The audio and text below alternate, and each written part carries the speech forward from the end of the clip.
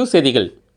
விழுப்புரம் மாவட்டம் திருவேனைநல்லூரில் உள்ள அரசு கலை மற்றும் அறிவியல் கல்லூரியில் முதுநிலை 1ஆம் ஆண்டு 2ஆம் ஆண்டு படித்து வரும் மாணவர்களுக்கு மடிக்கணினி வழங்க கோரி இன்று கல்லூரி வளாகத்தில் தர்ணா போராட்டத்தில் கல்லூரி மாணவர்கள் ஈடுபட்டனர்.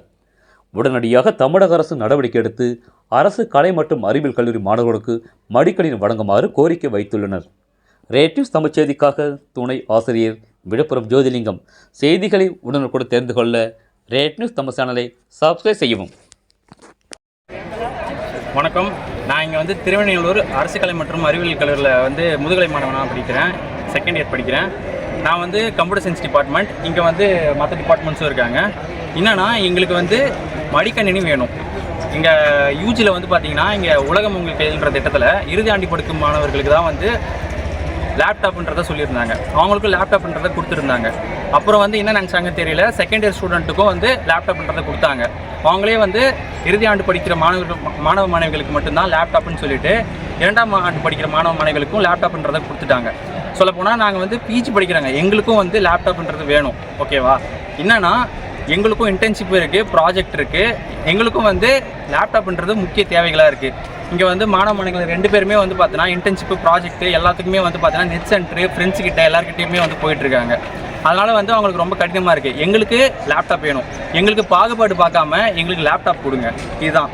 இன்னொன்று பார்த்தீங்கன்னா இது நாங்கள் ப்ராப்பராக ஒரு லெட்டர் ஃபார்மெட்டில் ரெடி பண்ணியிருக்கோம். இங்கே பாருங்கள், 16/2/2020 படி நாங்கள் ப்ராப்பராக லெட்டருன்றதை ரெடி பண்ணியிருக்கோம். ரெடி பண்ணி இதை நாங்கள் பிரின்சிபல்கிட்டையும் கொடுத்துருக்கோம். அதுவும் பார்த்தீங்கன்னா ஸ்டூடெண்ட்ஸோட சைனோட. இங்கே பார்த்தீங்கன்னா எல்லா டிபார்ட்மெண்ட்டோட ஸ்டூடெண்ட்ஸோட சைனு, கேர்ள்ஸ் அண்ட் பாய்ஸ் எல்லாருமே தான் சைன் போட்டிருக்காங்க. இங்கே பார்த்தீங்கன்னா தெரியும். அப்புறம் பார்த்தீங்கன்னா